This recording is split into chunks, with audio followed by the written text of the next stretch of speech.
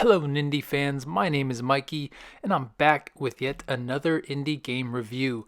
Coming up, I have a little action, explosions, robots, and maybe just a bit of drama coming up, so get comfortable as we discuss a title released on the eShop as of January 14th, 2020. In a world where we fight back against the technologically advanced oppression of the future with only a bow and arrows, it's time to take aim. And no, I'm not talking about Horizon Zero Dawn. I'm talking about an indie game developed by Dimitro Darabas. It's called Robots Under Attack. It's sitting on the North American eShop for a cool $5.99 and is listed as an action arcade puzzle game. Elon Musk predicted this time would come when AI would rise up to challenge our fragile mammalian way of life. I'm being dramatic, of course, as the robots in this game are fairly docile. In fact, they really don't move at all, and they also happen to be placed in very specific positions. Positions which happen to be very prone to destruction. Just keep that in your mind for a second. We'll come back to that idea later, as I have a bit of a chilling theory. I'm telling you, you'll want to be here for it. But first, let's talk about the game a bit. Robots Under Attack has a very familiar feeling in its setup. You play a level, beat a level, get a star rating, rinse and repeat. You're probably envisioning some type of mobile game, as was I, initially. And to be fair, the game probably could be implemented as a mobile game. It's not at the moment, but who knows what the future holds. If you're anything like me though, when it's game time, I'll 100% always reach for my Switch over my phone. Robots Under Attack has exactly 100 levels in total, which is a pretty insane amount of levels if you think about it. All of them are handcrafted in a way to challenge your steady aim and test your ingenuity. Of those 100 levels, 2 of them are boss levels. To be honest, I wasn't expecting that at all. It was a nice surprise, even if a little simple and a little anticlimactic.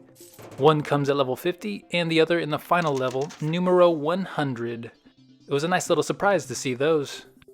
You're probably asking, okay, you keep talking, but what do you do in the levels? Well, the goal is simple: destroy all the robots. The question you should be asking is, how? Well, you are, for a lack of better description or explanation, some kind of unknown force that controls a bow. And I say that because there's no player character or avatar or hands gripping the bow or anything like that shown, only the bow being drawn. And that's perfectly okay. It does the job just fine. The cool thing is, in a way, I guess that basically makes you a ghost by default. Ghosts vs. robots. I like the sound of that. Hey yo, Dimitro, hit me up for that sequel. But I'm getting off track here, back to the bow. There are specific circular areas in the levels from which a bow can be fired, and you can only fire from those specified areas. Aiming or drawing the bow from within those circles is easy and controls very much as you'd expect. You simply pull back on the left stick after knocking an arrow with the A button. And for those who may not know, the term knocking with no letter K refers to fitting an arrow to the bowstring in preparation of shooting said arrow. So there you go, mark it on the calendar. You learned something new today, maybe.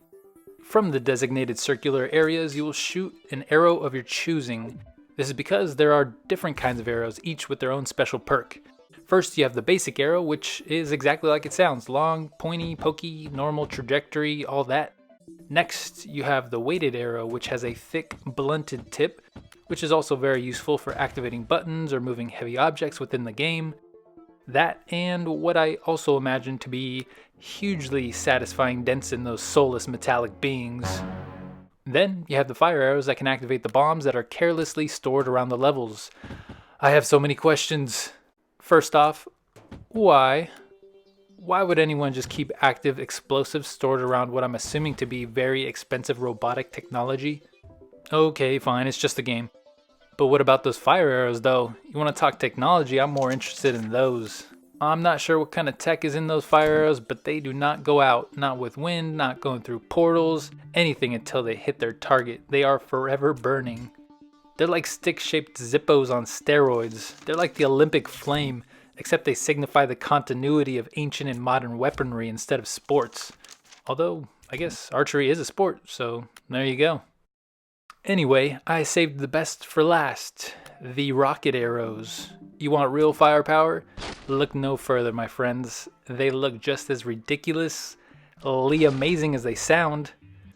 Make quick work of anything that comes your way in this game with these arrows. The only downside I can see is that there aren't more of them. Remember, the goal in each level is to destroy all robots. So using one or many of the aforementioned arrows, you'll take aim to do just that, either directly or indirectly using clever little tricks.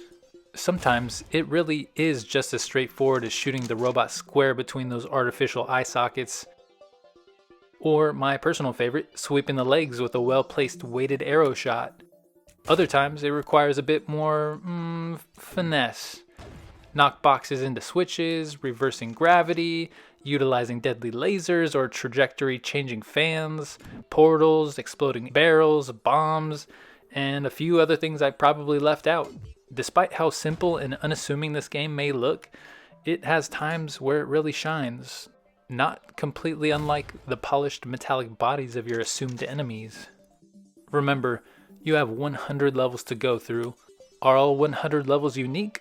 Of course not. There are some repeat techniques and similar looking levels because the skill has to be built up and the game mechanics need to be learned. Crawl before you walk, friends. And I will say this is one area in which Robots Under Attack does very well, chunking the difficulty and allowing the player to understand the game. The downside to that is, for me personally, I didn't have many levels, even towards the end, that gave me much trouble. I can probably count on two hands the number of levels that gave me a real challenge. But I'm fairly experienced in puzzle-like games too, so your experience may differ some, of course. The positive side is that the accessibility is there, and all ages and skill levels can enjoy what this game has to offer.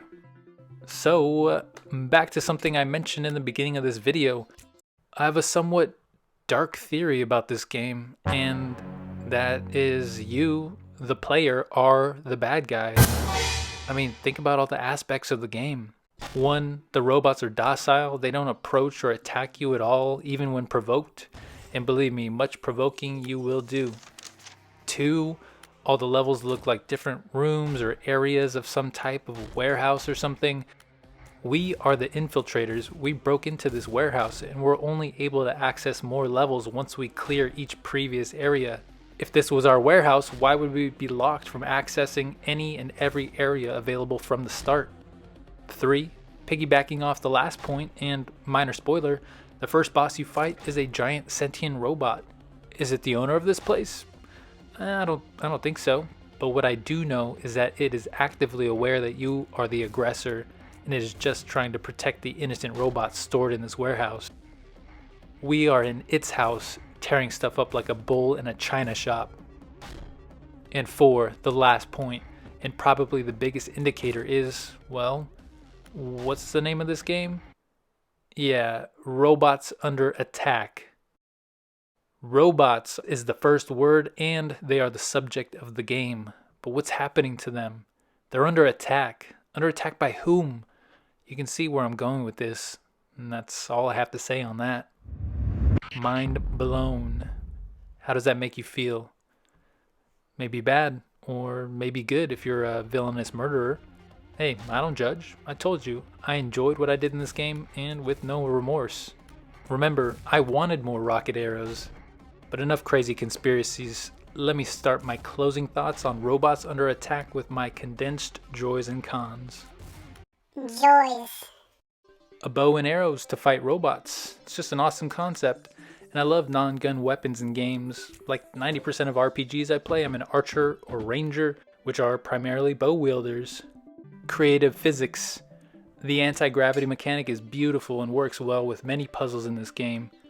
The physics in general allow many levels to be beaten multiple ways, which is a great thing to see too. A large amount of levels. I appreciate the large amount of levels, and even 100. It feels like the right number for this game. Not too short, but not too long where it feels like some impossible task. The arrow options. I really enjoy the different unique characteristics to the arrow types. One thing I forgot to mention, and it's a small but also kind of a huge detail, is that in the beginning of each level, when you first start, a certain arrow type is automatically equipped. That initially equipped type of arrow is a hint at what you should do first in a level. This makes some of the tougher levels a lot easier with less random trial and error. Don't think that wasn't noticed, Dimitro. I appreciate you. Cons. Lack of options. I always check out the options first, and in this game there just aren't many.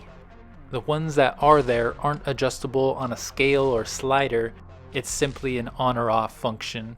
It doesn't necessarily affect gameplay, but I'd like to see a little more available. The one good choice you do have is the option to buy a new bow and change its color. Once you've found the one you like, there's not much else exciting there. Anticlimactic boss levels. There are exactly 2 bosses in the game, and though it is a nice variation from the standard gameplay, they aren't very intimidating or tough. You cannot lose health or anything, as you are basically untouchable, but you can lose if you run out of arrows. That idea is in line with the game levels as well, but I would like to see some branching out a bit and maybe a bit more of a challenge. Which leads me into the last con here, overall difficulty. As mentioned before, the lack of overall difficulty was leaving a bit to be desired. There's nothing wrong with how it is now, and it scales very well. I just suppose I wish there were some extra challenge levels once you've beaten the game, and perhaps make those levels with no hint of which arrow type you should start with. Now that would be a great thing to see. In summation, I enjoyed my time attacking these robots while probably crossing a few moral boundaries in the process. It's just the right length for those with a busy schedule or looking to try something new but don't want a game that they'll start and never finish. With its unique and quirky puzzles, appropriate amount of time to beat the game, and of course those rocket arrows, I am pleased to award Robots Under Attack with the Nindy Nexus Full Heart. I hope those of you who stuck around were able to decide if this game is for you. I recommend taking a look at the very least. If you liked this video and what I had to say, hit the thumbs up. If you didn't, hit the thumbs down. Leave a comment down below with your thoughts. Don't forget to subscribe for more great Nindy content. My name is Mikey, and I'll see you next time.